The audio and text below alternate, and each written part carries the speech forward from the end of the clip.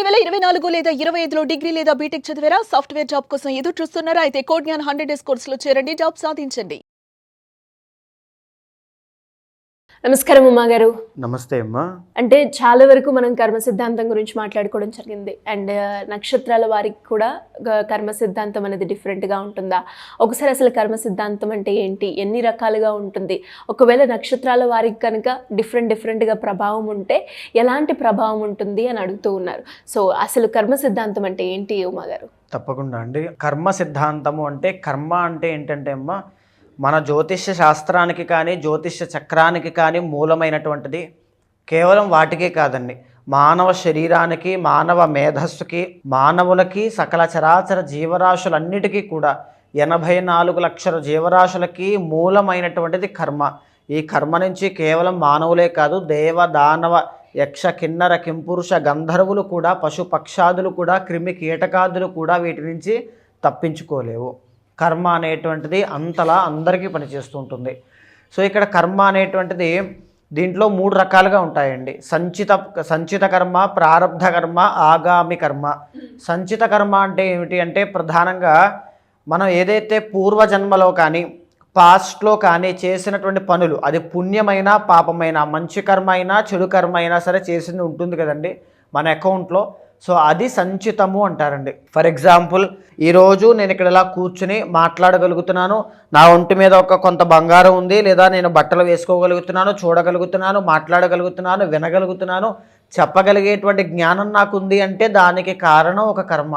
మీరు ఇలా ఎదురుగుండా కూర్చుని వినగలుగుతున్నారన్నా, మీ శరీరంలో అన్ని అవయవాలు పనిచేస్తున్నాయన్నా, మీరు కేవలం మీ తల్లి కడుపునే ఎందుకు పుట్టగలిగారన్న దానికన్నా, లేదనుకుంటే ప్రతి దానికి కూడా అండి కేవలం ఇంటర్లింక్ ఏంటి అంటే కర్మ. మనకే కాదండి, చీమ, దోమ, పశు పక్షాదులు ప్రతి వాటికి కూడా అవి ఆ జన్మ ఎత్తడానికి.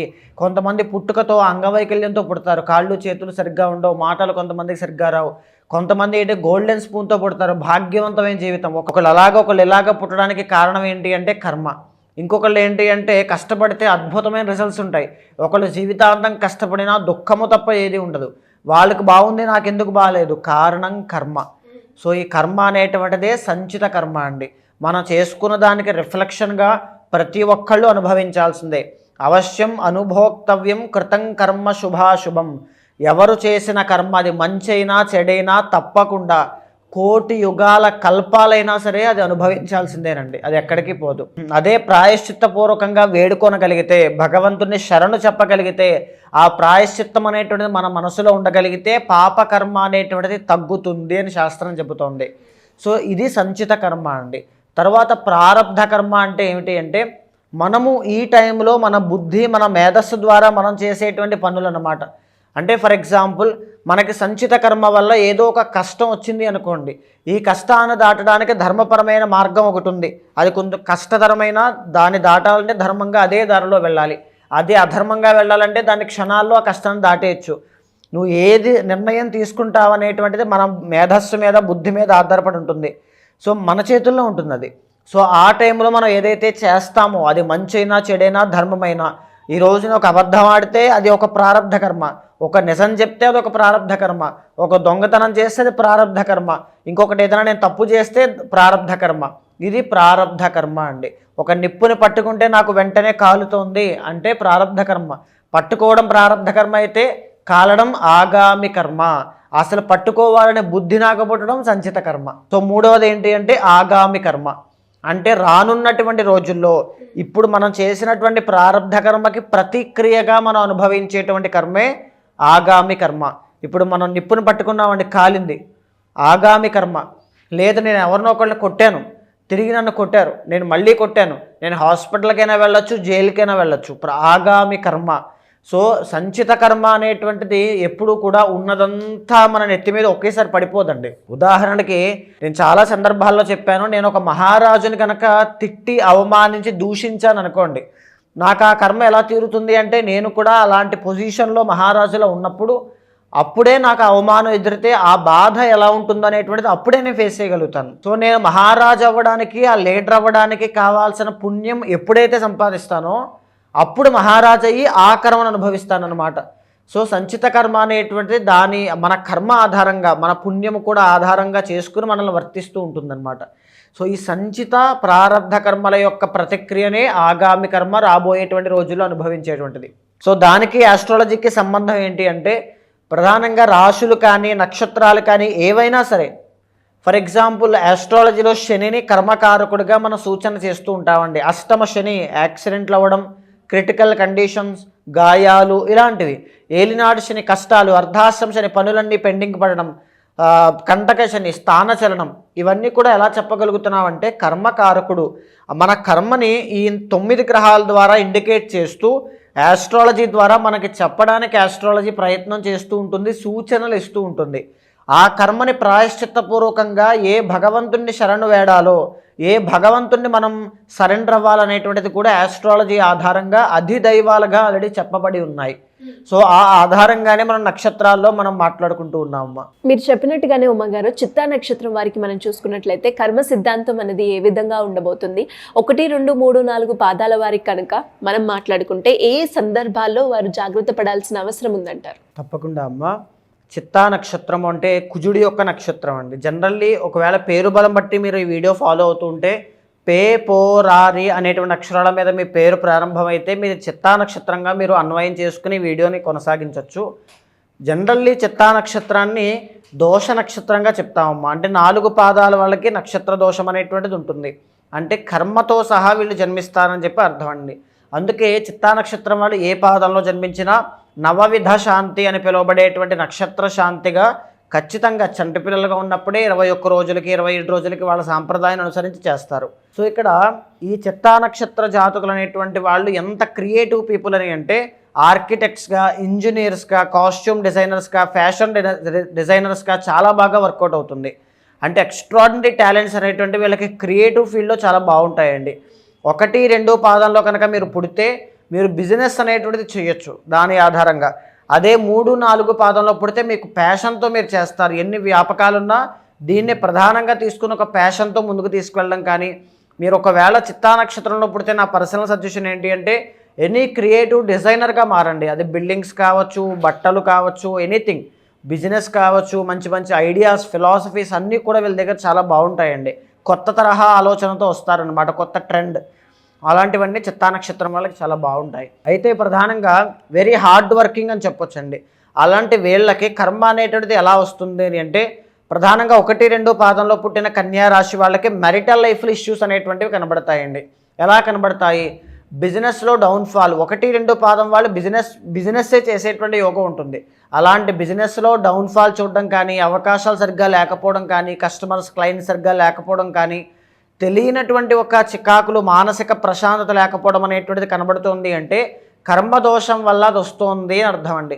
అండ్ రెండవది ఏంటి అంటే 4th and 7th లార్డ్ కుటుంబ పరంగా వచ్చేటువంటి చిక్కులు కావచ్చు, లేకపోతే వృత్తి వ్యాపారాల్లో స్తంభన, అంటే 4th కాబట్టి అండి.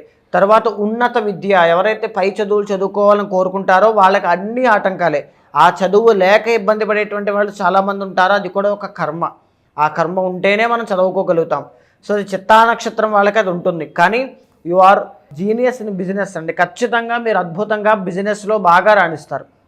సో మల్టిపుల్ సోర్స్ ఇన్కమ్ కావచ్చు, మల్టిపుల్ టాస్కింగ్ కావచ్చు, స్టాక్ మార్కెట్ కానీ, షేర్ మార్కెట్ కానీ, ఇలాంటి ట్రేడింగ్ కానీ, ఇలాంటివన్నీ కూడా ఎక్స్ట్రాడినరీగా వీళ్ళకి యోగిస్తాయి.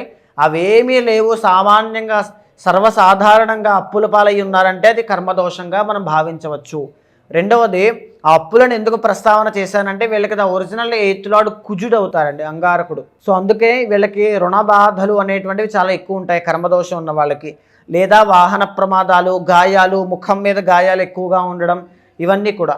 అండ్ ఇంకొకటి భూ వివాదాలు, కోర్టు సమస్యలు, లిటిగేషన్స్ అనేటువంటివి కూడా చాలా ఎక్కువ ఉంటాయి అన్నమాట. సో ఆ విషయంలో కూడా కర్మదోషం అనేటువంటిది ఇబ్బంది పెడుతుంది అని చెప్పచ్చు.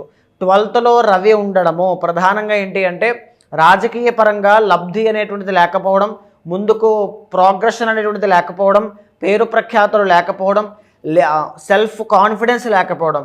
ఇది కూడా బాగా గుర్తుపెట్టుకోండి. మీకు సెల్ఫ్ కాన్ఫిడెన్స్ అనేటువంటిది ఉండదు 1, 2 పాదం వాళ్ళకి. అంటే మిమ్మల్ని మీరు నమ్మరు. మీకు ఆ సామర్థ్యం ఉన్నా ఆ సామర్థ్యం ఉందన్న విషయం మీకు తెలియకపోవడమే ఒక పెద్ద శాపం.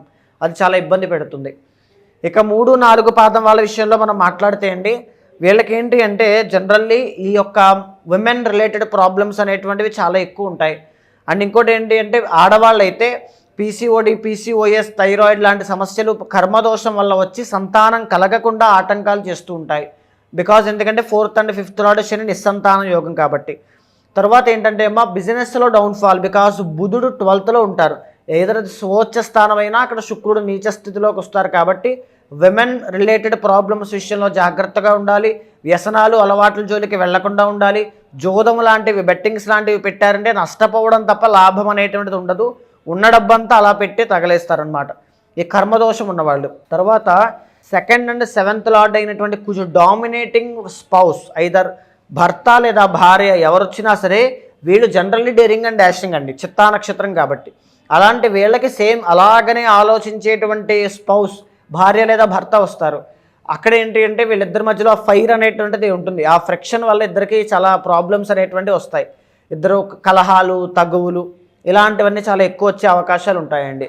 అండ్ ఇంకొకటి ద ఒరిజినల్ 10th లార్డ్ చంద్రుడు కాబట్టి వీళ్ళకి బిజినెస్ కానీ వీళ్ళ స్వతహాగా స్వయం ప్రతిపత్తి సామర్థ్యంతో ముందుకు వెళ్ళేటువంటి యోగం కానీ చాలా బాగుంటుంది. కానీ వీళ్ళకి ఏంటి అంటే మోసపోయే అవకాశాలు ఎక్కువ ఉంటాయి, తెలుసో తెలియకో. మనీ బ్లాకేజెస్ ఇవన్నీ కూడా ఎందుచేత వస్తాయి అంటే కర్మదోషం వల్ల వస్తాయండి. అండ్ లవ్ బ్రేకప్స్, బికాజ్ అష్టమము 8th lord ruled by Venus అండి వీళ్ళకి. సో లవ్ బ్రేకప్స్ కానీ మోసపోవడాలు కానీ ప్రేమలో బంధాలు అనేటువంటిది వీళ్ళు ఎవరినైతే ఎమోషనల్గా అటాచ్ అవుతారో అవన్నీ కూడా వదిలేసి వెళ్ళిపోవడం కానీ ఇలాంటివన్నీ కూడా. సో ఇలాంటివన్నీ విషయాల్లో చాలా జాగ్రత్తగా ఉండాలండి. సో కర్మదోషం అనేటువంటిది ఈ విధంగా మీకు ఇబ్బంది పెడుతూ ఉంటుంది.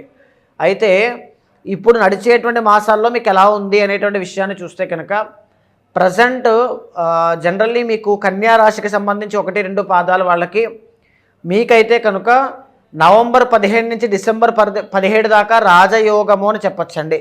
ఉన్నటువంటి సమస్యలన్నీ తొలగిపోవడం కానీ, మీ అంతటా మీరే స్వతహాగా స్కిల్ డెవలప్ చేసుకోవడం కానీ, అనారోగ్య సమస్య నుంచి బయటికి రావడం, రాజకీయ పరంగా లబ్ధి, పదవీ యోగం, ప్రమోషన్స్, గవర్నమెంట్ జాబ్స్ అన్నీ కూడా నవంబర్ 15 నుంచి డిసెంబర్ 17 దాకా చాలా బాగున్నాయి. 1 మంత్ బాగా గుర్తుపెట్టుకోండి. అక్టోబర్ 17 నుంచి నవంబర్ 17 దాకా 2nd హౌస్లో రవి మీకు నీచ స్థితిలో ఉంటారు. ఈ స్థానంలో ఎప్పుడైతే ఉంటారో ఫైనాన్షియల్లీ డీప్ డౌన్లోకి వెళ్ళే అవకాశాలు ఉంటాయి. లేదా దాచుకున్న డబ్బు ఎక్కడైనా పెట్టుబడి పెట్టినటువంటి విషయాల్లో అక్కడ మోసపోయేలన్న సంఘటన అప్పుడే తెలిసి బాధపడేటువంటి పరిస్థితులు ఎక్కువ ఉంటాయి. అండ్ ఇంకోటి ఏంటి అంటే విద్యాపరంగా ఆటంకాలు ఎక్కువ ఉంటాయి. రవి నీచస్థితి కాబట్టి ఫాదర్ రిలేటెడ్, తండ్రికి సంబంధించినటువంటి సమస్యలు ఏదైనా వచ్చే అవకాశాలు ఉంటాయి.